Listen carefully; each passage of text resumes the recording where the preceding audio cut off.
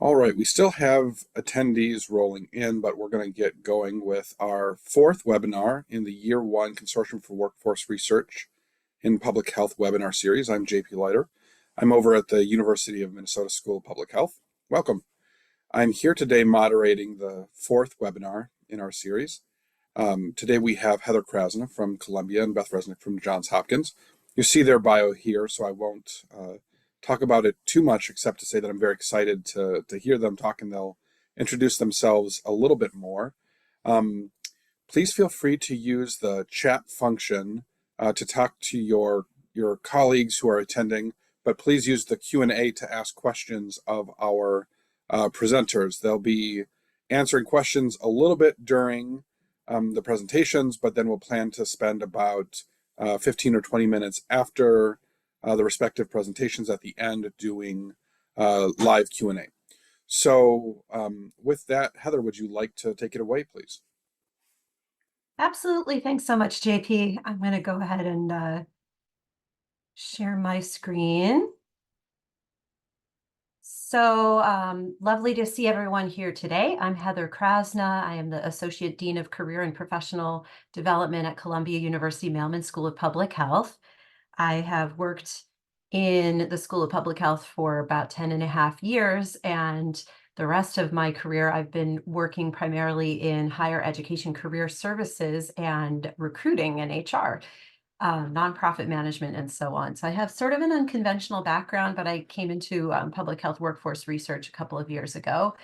And I'll be sort of talking about the research I've been doing that we've been doing in our team for the last year. And I want to acknowledge several other folks who have contributed to this research. Bella Patino, Malvika Venkataraman, JP Leiter, of course, and several others who have been part of this.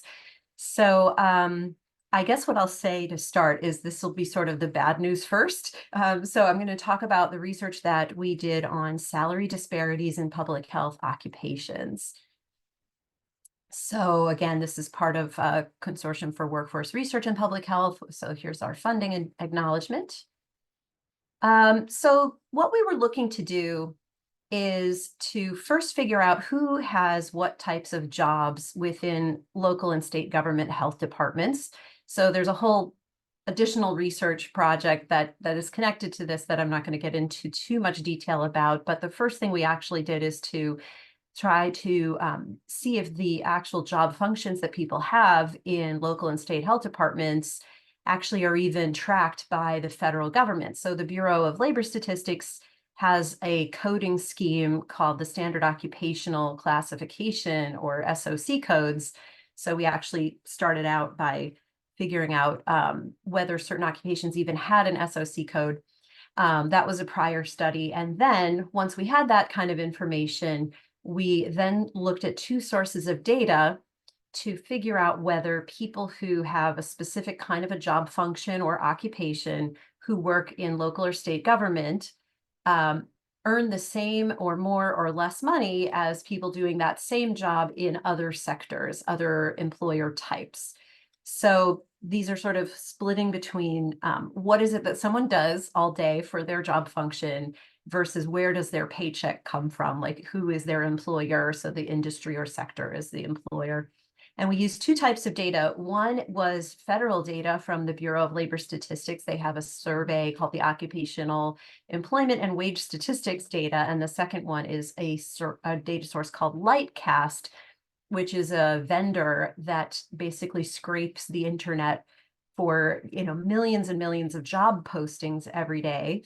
And then it uses fancy machine learning algorithms to code them by occupation type and by industry and a whole bunch of other things. So those were our two different data sources. So we had two different studies. So to start, the occupational unemployment wage survey data, this is coming from data that's publicly available on the Bureau of Labor Statistics website. And we, again, used this sort of schema matching to try to match different public health occupations with what would be their federal standardized occupation code. And just as a quick note, so the federal government does a not perfect job of matching up the actual job functions between what actually people do in health departments versus these codes that the federal government uses. So there's actually whole job types that exist in health departments that don't have any code at all. So as an example, disease intervention specialists, and sometimes also related occupation is contact tracers. They don't have any category for federal data, so we couldn't do any research with that occupation. And then similarly, nurses, there are registered nurses in the federal standard occupation codes, but there is no such category as public health nurses, which is a bit different. Anyhow, so working with what we could use, we looked at 44 different occupations that were kind of specific to health departments. So we didn't look at accountants and human resources folks, really. We just looked at those jobs that are more specific to health departments, where these jobs were at least some minimum percent of who we think works in local and state health departments based on surveys of the public health workforce. And we excluded the most entry-level kinds of jobs, again, that weren't too specific to health departments. Of course, we couldn't do the ones that didn't have any occupation code. We looked at the data, and this is a mailed survey that goes out to employers. It's not a survey of individuals like, I guess, the census. This is more like a survey of the employers. And the data is reported in aggregate, and it's not really all that fine-tuned. And so I'll talk about the limitations in a little bit, but this is where we got our data. And here's just an example of some of the data that you can get. And so, for instance, you can see, for instance, who hires epidemiologists. Epidemiologists, thankfully, do have their own standard occupation code. But here's the big limitation, is that this data from the Bureau of Labor Statistics, it doesn't tell you who works in the local or the state health department. It only will show you who works in state government, excluding schools and hospitals, and who works in local government, excluding schools and hospitals. And this is a bigger problem for some occupations versus others, because as you might guess, if someone's an epidemiologist, probably if they work in state government, we can guess that they work in the state health department and not the corrections bureau or the any number of other bureaus that might exist in a state government. But for instance, nurses or policy analysts, they could very well be working in any number of agencies and not necessarily the health department. And so it's a little tough to know for sure. For certain occupations, especially whether those are really specific to public health. But this is all we could get from the federal data. So that is one of the findings, is that the federal government hopefully could improve the kind of granularity of the data that's available. So that was one of the limitations. And okay, so spoiler alert, I don't know if this is too shocking for anyone. To me, this wasn't surprising, unfortunately, at all, but we can see that for certain occupations, the salaries are remarkably lower in government. We can't say if it's statistically significant because we didn't, we had only the data in aggregate, but you can see that for some of the management occupations and senior executive types of occupations, and a lot of the computer occupations, anything in IT or computer systems, and some of the research positions and scientist positions, chemists, what would be, the public health labs, for example, the epidemiologists, researchers, they pay a lot less in government. Operations research is kind of a title that's vague in the federal data, but could be that title, or that occupation code might be considered for people who do program evaluation and to some extent policy analysis and things like that. There's a handful of, there's like one clinical occupation, dental hygienists for some reason get paid less in government. Then we see that there's a whole host that pay less, but not as drastically less. And those tend to be a lot of the clinicians, some of the social workers, but actually not all of the social workers get paid less in government. Some of these clinical occupations, like dietitians, and some of the other scientists and managers, and then a lot of the labs and compliance, the jobs that might be a sanitarian or health inspector, environmental health, those positions pay less. Then there's some that do pay more. And so those jobs that pay more in government, this is hard to tell from the federal data, but I'll go out on a limb and say that many of these are jobs where you would have competition coming from nonprofit organizations and not necessarily for-profit organizations. So when you think about who else might hire a computer programmer, obviously they can get a job in a tech company, they could probably get a job in an investment bank. These are all industries that are going to pay a lot more than government. Same with epidemiologists. They could get a position in pharmaceuticals or consulting that would pay a lot more than government.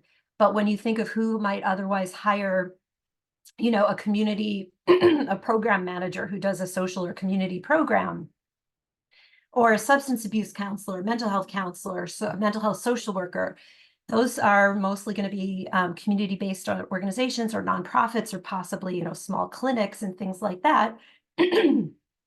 And so those are organizations that pay less in general than government might pay. So it's really the counseling and social work occupations that pay more in government. And then there's a few positions where the position is sort of a technician, maybe not requiring as many years of experience, or not requiring a master's degree, or that kind of further education.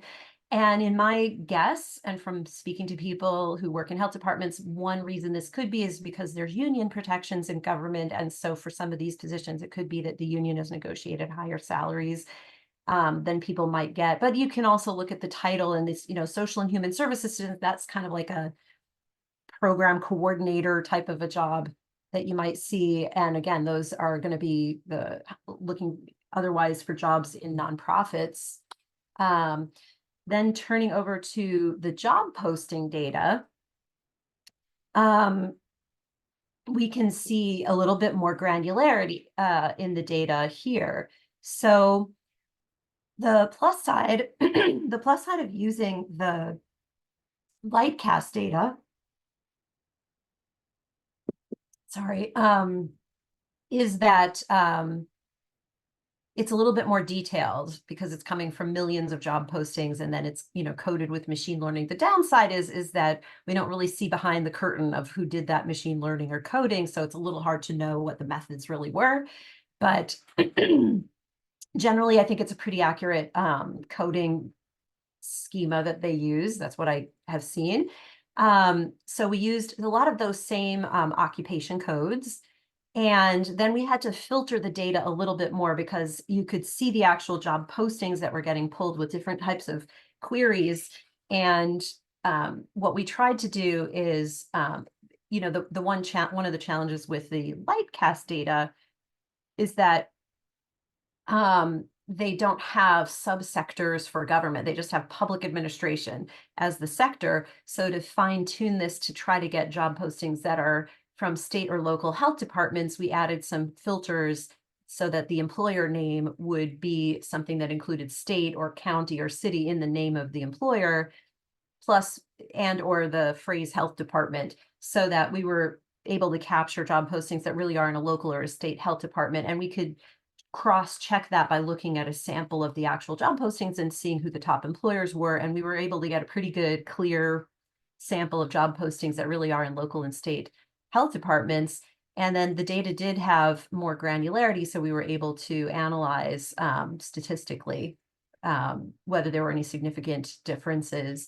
And by the way, this paper has not yet come out. We just submitted this. So the first two actually have come out already, which is the one, and I'll show these at the end, but there are two articles that have come out so far, and then this one is still under review. So hopefully we'll be able to show the final details soon. But you can see very, very similar information about the salary disparities, where unfortunately, again, a lot of the IT occupations, a lot of the management and leadership occupations, a lot of those scientists and statisticians do get paid a lot less in local or state government. One of the differences between this and the study using federal data is that the registered nurses are paid a lot less in this study versus what you see in the federal data. And my hypothesis is that that's because in the federal data, even though it was, local government excluding schools and hospitals and state government excluding schools and hospitals, there's still a lot of healthcare and clinical jobs that could exist in a local or a state government agency that wouldn't be in the health department. So this, I think, shows a little more clearly that we're looking more at what a public health nurse gets paid versus a regular registered nurse who works in government. So again, dental hygienists come up again as not getting paid as much. And interestingly, among all the social workers, the healthcare social worker gets paid less in government.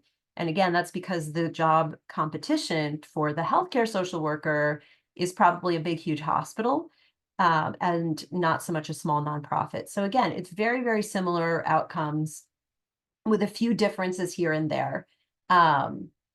And, again, the science occupations, some of the other clinical occupations, and management occupations got paid less. Health education specialists also came out as paying less in government. I'm guessing, really, I think that the other industries that might hire them, that could include health insurance companies, which would probably pay more. Believe it or not, they hire health education specialists. So, it's really about the competition. Who else would hire this person, which would then create the salary differential. There were some, again, that paid more, and it's almost exactly the same list, really, very similar. Those positions that are in mental health counseling, substance abuse counseling, social work, but not the healthcare social work. And then for some reason, there were a few clinical occupations that paid more. And again, I think some of this could be that these are the technician roles or more administrative roles that maybe because of unions get paid a little bit more in government. We also looked at education requirements, and this was a bit difficult to analyze. It was a little bit harder to kind of compare and contrast who required more education in government or not. And this is maybe not the world's easiest image to see, but you can see that there are certain positions where kind of, if you look at the x-axis, the lower salary and lower education requirements, that to me is an underfilling of the position where you don't demand as much education, but you're also paying less money for the person. And then there's positions where the education requirements are the same or higher, but the salary is still lower. And so there you're going to end up probably having challenges recruiting people. So this is just to try to give a way of looking at that intersection. So what do we make of all of this, right? I basically would just say to reflect on this, that there's labor market competition, and if you have a job that you could leave local or state government and get paid 40% more because the other employers are for-profit companies, this is something that has repercussions for being able to recruit people for certain positions. And it turns out, at least anecdotally, that a lot of these occupations that clearly pay less money in government are also some of the same ones that health departments have trouble finding people to recruit, engineers and a lot of the science roles, and especially the public health nurses and so forth. Now, I would love to be able to say, well, everyone should just get a raise. But as many people who have ever worked in government would know, it's not that simple in the public sector to change salaries, because there are civil service rules, there are unions that may have different rules, and then you have political forces where people don't want to spend more on government employees, unfortunately. Sorry for the editorial comment, but there's just political challenges in getting these salaries to be higher. And again, limitations of this analysis are that, we also don't know 100% whether these jobs are truly apples to apples comparisons, because it's true that it's possible that maybe an epidemiologist who works in a pharmaceutical firm has different job functions or requirements or something compared to an epidemiologist who works in a state health department. It's possible. It's still considered the same occupation. So that's part of it. What should we do? I do feel like this data, really, to be honest, when we published all of this, I do feel like it's a little bit like a study that says, wow, we have definitively proven that the sky is blue. Isn't that remarkable? Right? To me, this is not shocking. I think it's well known that government has not paid as much as private sector. Now, there are, of course, benefits to working in government. And so if the government can't quickly increase the salaries, that would be the long-term solution, is to try to benchmark and improve the salaries for people, especially in these hard to fill occupations. But if that's going to take a long time, then we should highlight the benefits of working in government that are not necessarily about the cash or salary. It could be some of the benefits are better. Now, of course, there's also challenges because the benefits are not as great as they once were. So even that is not always a sales pitch, but it is sometimes some of the benefits can be better. Sometimes the job security is better. Sometimes the work-life balance is better. Not always, but many times. And then we have to think outside the box about other ways to recruit people that would attract new candidates. And sometimes there's things like people who get paid overtime salary, which doesn't necessarily exist in every sector. That's something that maybe for political reasons people don't want to use as a marketing tool to hire people for the health department. But other things that I think could be a good solution would be advocating for student loan repayment programs that are specific to health departments. We already have public service loan forgiveness, but it doesn't give any specific incentive for people to consider working in their health departments. So there are some policies that have been approved but not funded yet. The public health workforce loan repayment program is one of those. And that's basically the summary. Here are the citations, and I'm glad to answer questions, but maybe before we jump into that, I'd love to turn it over to my wonderful colleague, Beth Resnick, to hopefully share some maybe happier news potentially. I don't know. Anyway, thank you so much, and take it away, Beth. Thanks so much, Heather. Yeah, I don't know, happier news, but I think, again, I'm looking forward to sharing my work, and then we can have some discussions and think about how we can build on what these lessons are learned. And I also want to thank this consortium for workforce, public health workforce research, because I think it's really important for us to discuss these important questions and share what we're all learning and think together. I'm looking forward to the Q&A so we can all sort of talk about how we can address some of what's the reality here and how we can work to make it better. So I'm Beth Resnick. I'm with the Johns Hopkins Bloomberg School of Public Health, and this is also research that was done with the CWORPH Consortium. And I also want to thank Polani Mui from my team here, as well as all of my CWORPH colleagues. I asked to go second because I think this built off of Heather's presentation on the salaries, which again, I don't think anyone was totally shocked about, but again, for us to really think about how we might address some of these fundamental challenges in public health. What I'm going to report on is strategies to leverage public health investments for a sustainable workforce. So I think the original question that we were asked to sort of look at as part of the consortium was about the impact specifically on the COVID-19 public health investments on the public health workforce.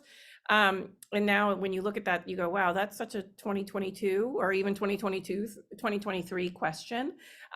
So we're trying to broaden this a little bit, and also now thinking about the new CDC public health infrastructure grants, the FIG grants, to use this as an opportunity to really think outside the box and sort of building on some of what Heather found about how we might think about these investments and as an opportunity and a blueprint for really thinking about our workforce. So the original question, of course, if we're thinking about the COVID investments, was a lot of money came really, really fast, right? So got thrown out there. So your first thought, if we were going to do that original question, which was sort of about the temporary investment in a sustainable workforce, the temporary investment during COVID, and what was that on the long-term public health workforce? So of course, if you were going to do that question, the first piece would be following the money, right? Where did it go and how was it spent? And I think for those of you who know anything about how public health is structured and also about how the COVID funding went, that's a really hard question to answer given our structure. So we broadened a little bit to sort of think more broadly about how we could learn from what happened and then think forward about how we might go forward, given the reality that Heather just shared with us, that we know that salaries are most likely going to be lower in the federal positions. But again, just thinking about this more broadly. So I wanted to just give a sort of warning here about, all the money that came rolling in and the quick up staffing and all of that, we have to consider this was all in the state of emergency of COVID. So it's very easy to be Monday morning quarterbacking and saying, wow, well, we should have done this or we should have done that. So I just want to clarify, and for those of you that were working and serving during COVID pandemic, thank you. It was rough, and everybody had to just kind of do what they could do to keep their head above water and literally putting out the fires. So I just want to put that out there because I think it's important. Oftentimes academics, we can get into our research and we forget about the real people and the real circumstances that were happening in the midst of all of this. So what we did was we held some focused discussion groups with over 80 stakeholders that we used state and local health department personnel, membership organizations. I always call it the alphabet soup: ASTO, NACHO, the SACHOs, Big City Health Coalition. And then we also talked with Board of Health members, which again, I think was an important perspective to hear from those who were at the local level, elected leaders. And we talked to them about a number of things, but we asked them these questions about the staffing and what happened with their temporary staffing during COVID. And then we also had longer discussions sort of about mental health well-being and sort of overall supporting and thinking about the public health workforce. So I'm focused specifically on the temporary staffing here, but again, I think the larger picture is really thinking about our workforce overall and how do we sustain them and support them in ways that are sustainable and that we can get people to be in these positions and stay in them. So the short-term funding consideration. So again, the specific question around the quick COVID infuse of money. So clearly there's Heather explained very clearly about even just getting salary data and things.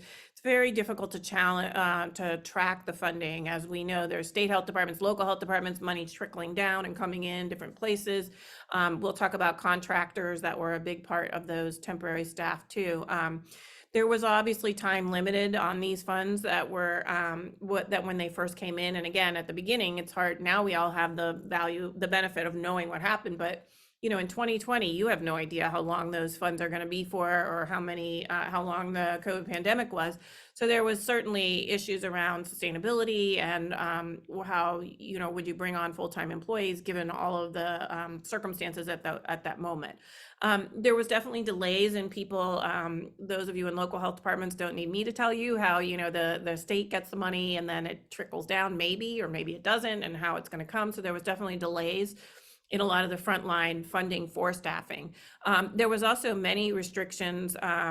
So we're going to talk more about hiring, but in general, use of funds, even in an emergency situation, and limits on whether you could get new staff positions and things. So there was a lot of challenges in being able to accept that money in such a fast way and sort of be able to use them in a way that was productive for long-term thinking about the public health infrastructure. So not just to meet immediate COVID needs, but thinking about infrastructure needs around data, budgeting, procurement, all of those things that we need for COVID, as well as normal operations of a health department. So there was a mismatch, right? That maybe the money came for contact tracers, but you couldn't use those to then also think about your longer term data needs and infrastructure pieces. So there was a mismatch there sometimes. So what you were allowed to use the money for. So then also I do want to highlight, so again, it's not that we're just saying that nothing worked. There was certainly a lot of benefits. Again, thinking about the COVID emergency, we were able to quickly get new employees, onboard them in a way that maybe you wouldn't have if they were full-time employees. And this one, I think, is an underappreciated thing, that you had many young professionals that were introduced to public health careers and specifically the role of governmental public health. I know in my work at Johns Hopkins, I run one of our master's programs.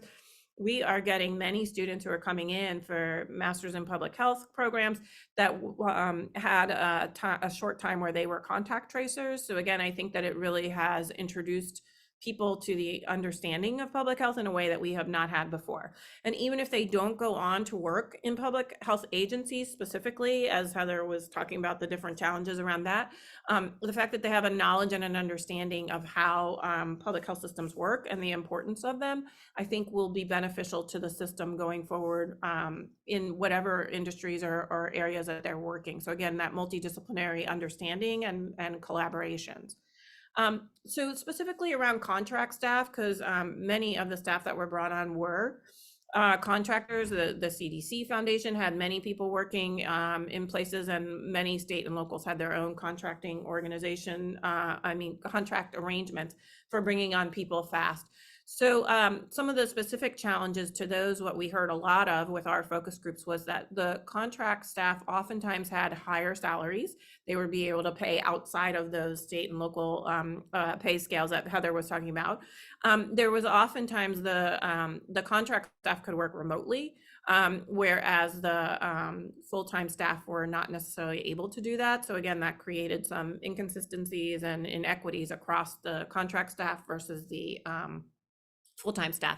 And then this one was a big one that we heard a lot of, the administrative authority and responsibility. So contract staff didn't have access maybe to procurement budgets, things like that, or they were only able to do certain things. So that ended up burdening the full-time staff, that oftentimes they had to do a lot more of the administrative paperwork, that like the not fun part of public health. So they felt really burdened. And again, as they were rapidly expanding, it might have given the full-time staff more work in the things that were more laborious, red tape, bureaucracy type stuff, and less engagement in the real public health outreach and work that you had more direct contact with. So that was a burden and a problem. So that led to a lot of morale issues. And again, these focus groups that we did were from year 2022 and 2023. And there was just a lot of demoralization, feeling devalued within the existing staff. And of course, I think we all are aware there was a bunch of exodus of people retiring or just moving on because they just were burnt out of the COVID response. And then there was also, we talked to people that were saying, well, couldn't we convert these contract staff into full-time positions? And again, that was challenging. And we'll talk a little bit about the fundamental challenges around hiring. And clearly Heather was mentioning salaries already, but I think something we heard a lot about was that there, especially with now these remote work options, possibly in some places, you now had a lot of salary variation. Even within a state, you might have a bigger health department, or the state health department paid more than some locals. This is a huge issue, especially for rural and more smaller health departments, that maybe they don't pay as much. If you're in a smaller place, there might not be promotion and advancement opportunities. One specific example we heard from was one state that got a bunch of new funding to rebuild the public health infrastructure.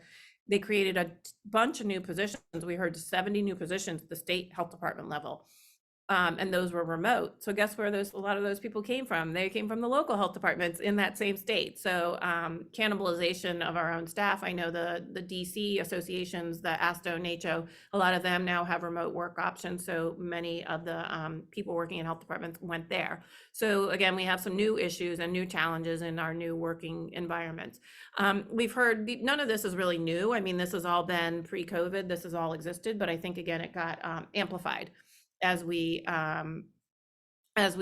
started to think about this around COVID. And of course, getting an FTE position in a government agency, that can always be challenging, again, depending on what funding streams and what positions are already existing, as well as the lengthy hiring and review processes that go with the civil service things. Some places still require exams. So again, these are barriers that have always existed, but I think as we're really rethinking, this is an opportunity.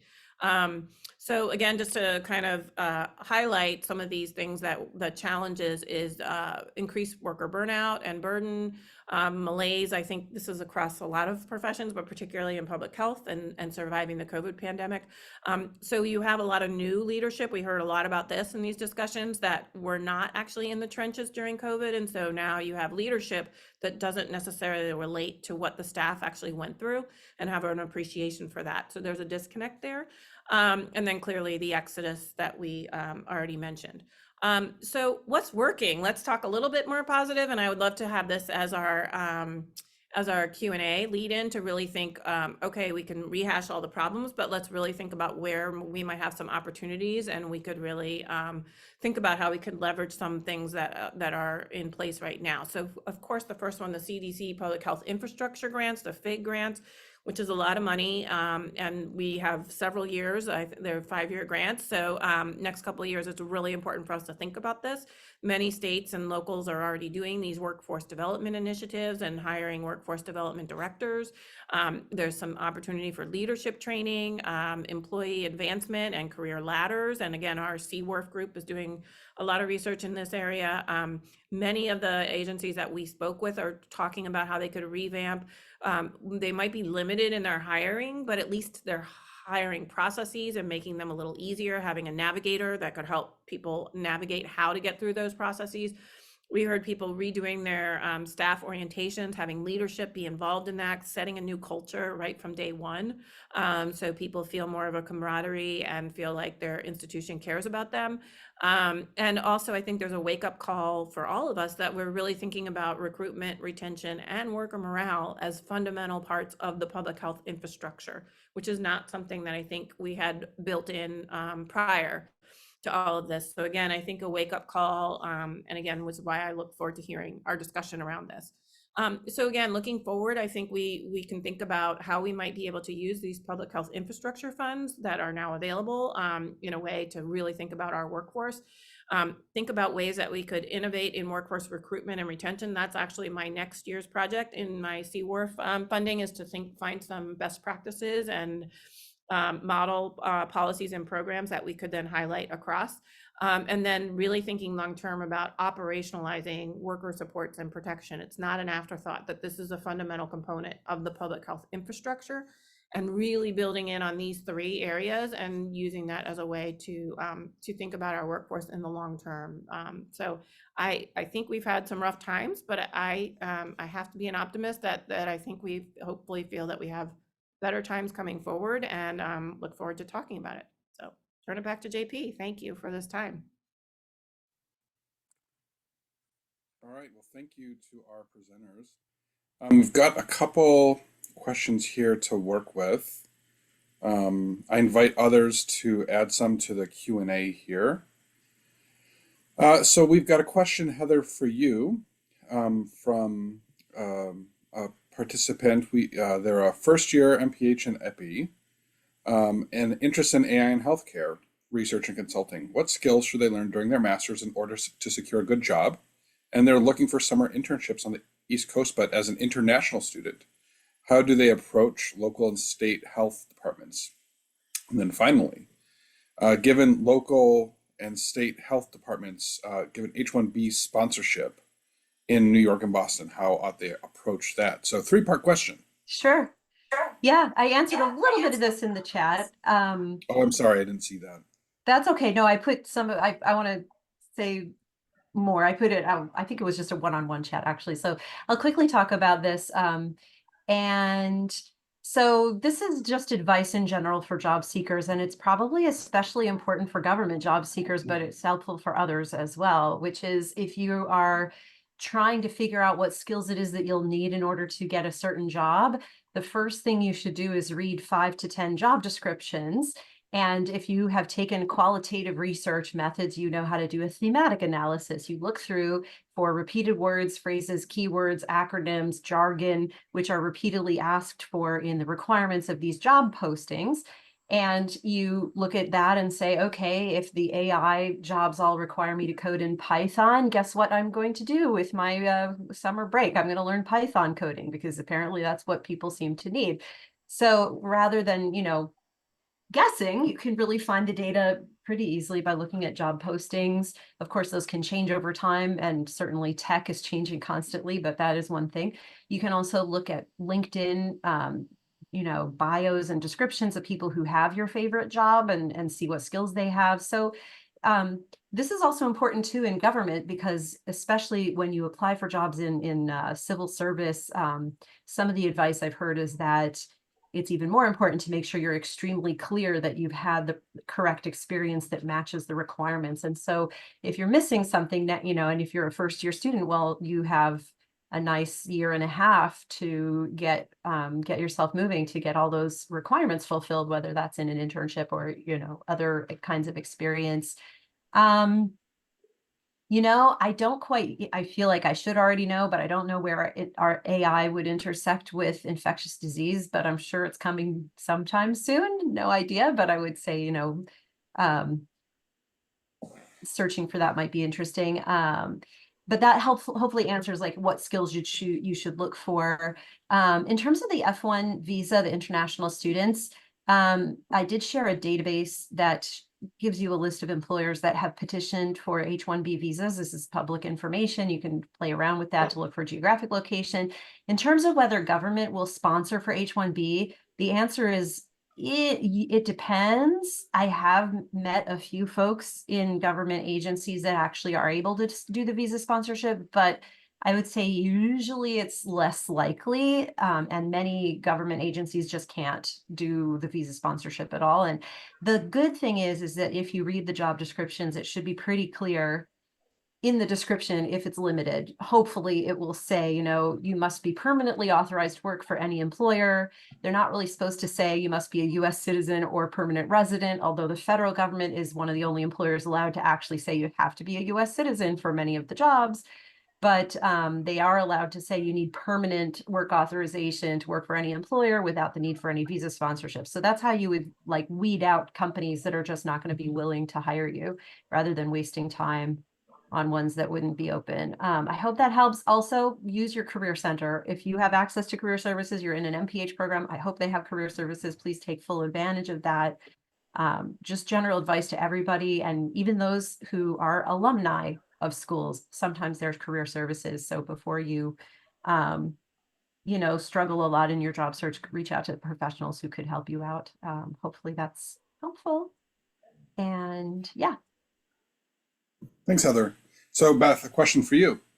One of the things that I think all of us have seen in the consortium in our work is that in the past couple of years, the profile of temporary jobs, as you've noted in your presentation, has really risen, both in kind of terms of prevalence, but also maybe in terms of controversy.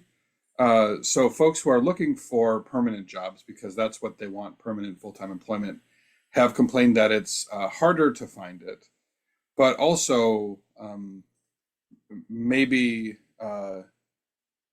in a way you might not expect, those who are looking for temporary work are finding higher paying jobs doing the exact same thing compared to their permanently employed colleagues in some cases in health departments. Can you talk about what you've seen in terms of what kind of environment that's created out in the world of practice, and what we do about it? Yeah, I think it's a great question. I mean, clearly from the people, and again, we were talking to them in 2022 and 2023. So I think that's important in this time frame now. Things are changing so much. So they were right off of that, and there was a lot of anger, to be honest, like, and demoralization, as I said, like, right, you're working next to somebody, they're getting paid more than you, and you're having to do a lot of the grunt work that they weren't allowed to do because they couldn't have access to the different data sets or money or whatever it was, whatever the roles and responsibilities are. But I think long term, we need to think more about, right, what's happening here, like if we're contracting out and we don't have these positions. And long term, what is the impact of that going to be? And I also think if you're a new person starting out in your career and you can't get in, I have seen a number of students in my programs that have started as contract and then got converted over. So I think sometimes it could be a stepping stone if you really want that full long-term career. The other thing, and it is hard to tell people in their 20s this, but when you really think about it, those contract jobs, right, there's no security. So when COVID, they were like, and I think the COVID situation was more clear because they were very open about these might just be part-time, short-term jobs. But there's no security, there's no retirement, there's usually no benefit. So again, I think sometimes students don't necessarily always think about all that because they're just looking at that number of how much am I going to get paid. So I think there's also and I'd love to hear Heather chat in about this too. I think there's also importance in how we market and share what is the difference between a contract job and a full-time position, and what are some of the benefits both ways, in terms of, yes, your salary might be higher, but you don't have health insurance, or that you don't have job security and they could get rid of you in 5 minutes and they're not going to put anything in your retirement account. So again, sort of making sure that people are clear about the expectations, and both the current full-time staff to also be aware of that too, because they might be looking, well, that's not fair, they're getting paid more than me. But hey, did you think about your benefits, your paid time off, your vacation, and your retirement? And are you looking at a cost calculator that kind of could show all that? And that's something I think, Heather, you and I have talked about, that agencies need to do a better job in demonstrating that. Yeah, I think that's a really excellent point. And, you know, I would say that from what I know, there's very, very few jobs out there anymore that are kind of permanent, that have that kind of job security that you do still sometimes see in permanent civil service jobs in certain kinds of government agencies. Sometimes you know, it's once you're in through the official civil service process, you're really established, should we say. But it's so rare in any sector for people to have that level of job security at this point, that, you know, the contract positions, some of those last a very long time also. So that's not necessarily the differentiator either, is the security potentially. But it is something that's interesting to look at, how the benefits are definitely different, or what are the pros and cons of each of those different arrangements, and that kind of thing. But I know people who have worked for what they call workforce extender organizations, or contractors to government for, you know, 25 years. And if they're on a grant, the grant just keeps getting renewed. So it's, you know, not necessarily permanent the way civil service is, but it still, you know, gives you something for a period of time. So anyway, Well, yeah. I guess just to push back on that a little bit, Heather, I do agree with you if you have a huge grant that keeps going, but you don't know that that's going to happen, right? So, you know, to me, it's sort of almost like the difference between renting and owning. You know, now obviously, even in the real government, they have a cutback. They might have to pare down staff, but I think you do have more security, in the sense that it's harder to get rid of you. Whereas a contractor, you're at will, right? They could just get rid of you. And also if there's unions or anything like that. So, so I do think they are different. But again, giving people the clarity around that, and we're talking in general, you have to look at the details in each position. That's definitely true. Yep. Yeah. Okay, we've got another question, Heather, for you. Given the limitations outlined in the two analyses you presented today, do you think your findings are good enough to run with the policymakers and others? Or do you think that you need more analyses or data sets that need to be examined before the kinds of salary comparison results could be used for advocacy?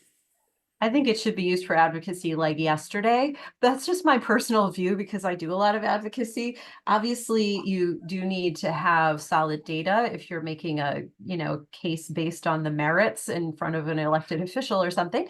But you know, there's limitations of any study. I would say the other challenge with the data we have is that it's national, it's not regional, and it's always possible that that you know, in some geographic locations, maybe the jobs are in government are really the best in town, and maybe potentially as compared to other job markets in a micro level, or like maybe in a rural area, maybe the government is the really best place to get a job. It's possible. Or that could be that in some cities that the local government has managed to make sure that their salaries are competitive more than other places. So there's a little bit of that geographic specific information. So I guess I would say if you're trying to advocate for your local health department to pay more, I would look a little bit at the local data too, if you can. And that data has become easier to get a lot of the time because at least in a few places, more and more employers are posting a salary range. In New York City, I think Colorado, Boston, I believe there's a few other places where employers have to post a salary range. Of course, it's arguable whether that's valid anyway, because they'll say, you know, oh, our salary range is from 50,000 to 500,000. That's a good faith estimate of our salary range. So with a grain of salt, you could look at that. But you could also look at Glassdoor. That's a really great source of salary data. Indeed has salary data. So there's a lot more transparency than there used to be. Even if you were looking like, how much does the county health department pay for a nurse versus the the hospital across the street, you could get that kind of micro data a lot more easily than you used to be able to. And so I think that it's good enough to go with. I mean, there's a few quibbles here and there. I think the federal data is a little bit more mushy, at least for certain occupations. But if you look at both of these studies, they agree almost 100% in terms of who's getting paid less versus more. And the same occupations are substantially less. And then the same little handful of counselors and social workers are getting paid more. So I feel pretty good about going with it.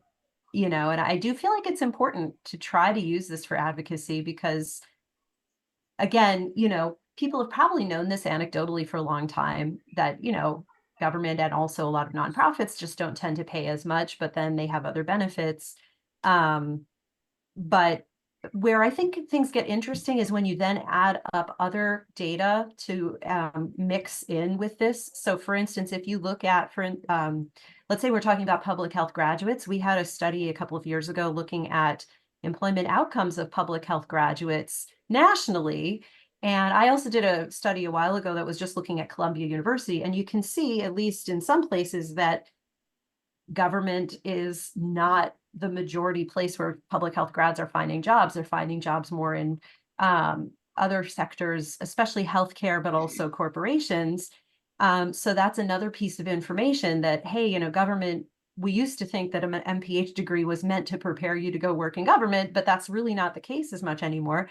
So that's another piece of the puzzle. And then the third piece of the puzzle is, again, looking at employment competition, labor market competition, not just in terms of salaries, but in terms of, who is aggressively recruiting, students on campus and which employers are growing more quickly and where are the job postings increasing. And when you add all of this up together, you can start to more definitively say, okay, well, you know what? Public health grads are increasingly deciding that they can't afford to work in government anymore. Maybe that's what's happening. Maybe, tech companies and consulting firms and pharmaceuticals and insurance companies are paying a lot more and they're more aggressively recruiting. And then we add that all up, and that's when you can say we definitively have trouble hiring. We have a vacancy in our health department. We cannot fill this vacancy. Here's a list of vacancies. And now you know why. That's how you can then start to fix it, to say, listen, ask the students or the candidates, why did they pick this job or that job? What company did they go work for? And it comes up to a result that people need a raise or some other incentive to go work in their health department. That's not the only solution. It's not only about money. There's other parts of the puzzle that are also tricky, including how long it actually takes to get a job in government. That's another part of the puzzle. But anyway, I'm a big fan of advocacy, so Yeah. I'd say go for it. But of course, others could definitely disagree. Well, let's go to the lightning round between you, Heather, and you, Beth, and ask about that question specifically because we have a follow-up on it. In addition to salaries, or maybe viewed differently as kind of compensation, if you will, for lower salaries. We have an attendee asking, what's the potential for student loan repayment to compensate for lower salaries to recruit and retain people? What else can be done to make it easier to make an offer?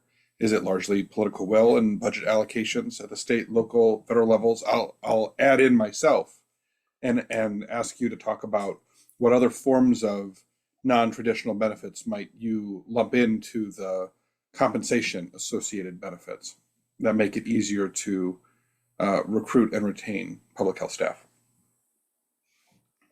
So I'll jump in first, and I know Heather is the guru on loan repayment. Thank you, Heather, for all the work you've done on that. So I want to let her answer that more specifically, but I just want to highlight, so building on sort of what Heather said, and then JP, your question, a few key points. I think it's very localized. So like Heather was saying, the federal data is great, but to make an impact, and I've seen it happen with my students, is you have to show data locally, directly from where you are. Like, so if people working in Baltimore could show them other salaries of places in Baltimore. I mean, obviously, the way our world is right now, New York City and San Francisco are completely different situations than some more rural areas, and also what school you're at also makes a difference, and who's recruiting where, because it's really localized. So I think that we can't necessarily give big picture answers on this. Some of it's going to really depend on context of where you are and what jobs are available and what the market is. So that makes a huge difference. The second thing, and it kind of also, JP, I'm going to do your job. We're going to hit that first question that asked about the unions. We're now in a situation where labor is really building their strength, right? I mean, I think we're seeing strikes and unions getting things way more, the employees are really sort of pushing back, like, no, this is not okay. And so again, I think that also covers a lot of areas, not just pay, but working conditions. Remote work has been a huge issue that I heard lots of people talking about. So again, this is a time when lots of things are going on in the labor market. And I think it really is an opportunity to think more broadly about what you can push back for and how we could do it. And loan repayment is just one example of that. So Heather, I want to turn to you on that. Yeah, I think there's a lot of other things that people could creatively think about. A lot of people are very mission driven. They have what's called public service motivation. And, it's true that, even if you're really very diehard wanting to make the world better, you could also do that at a nonprofit organization and so forth. So, but still, serving the public is one of the key things that I think distinguishes people who choose to go work in their local or their state health department. There's other things that could be highlighted, like the uniqueness of some of the job functions. There are certain jobs that only exist in health departments, and that might be interesting for some people. Just even marketing, doing a little bit better job of doing the sales pitch of why to go work in a health department, that could be beneficial. But definitely the loan repayment is something that has been, I think, pretty evidence-based for the last 50 years with the National Health Service Corps loan repayment program, which is, unfortunately, it's only open for clinicians, medical doctors, nurses, social workers, dentists, and physician assistants. And in the way that language is written, it kind of excludes public health degree holders because it's all about clinical healthcare shortage areas or dental care shortage areas. And if you go as a doctor to a healthcare shortage area, they will pay back a certain amount of your loans. Nothing like that exists uniquely for public health graduates yet. There is legislation which was authorized for something called the Public Health Workforce Loan Repayment Program. And the challenge is it has not received any funding. So there are advocacy efforts, and I'm pretty involved with some of those advocacy efforts. So if anyone is interested, you can always contact me, and I can point you in a direction of where that advocacy is going. I do feel like it could be a very effective way to entice people to go work in government.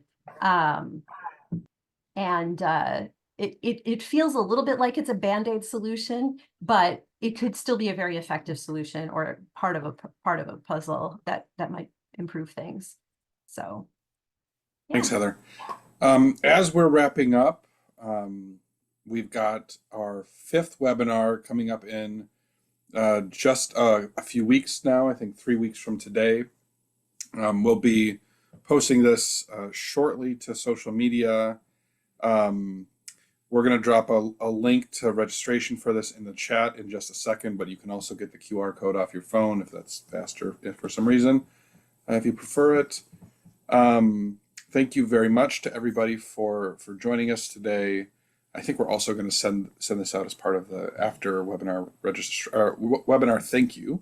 Thank you to Dr. Resnick, Dr. Krasna for your presentations, and to you all for attending. Have a great one. Bye, everybody. Bye. Thank you so much. Great to talk.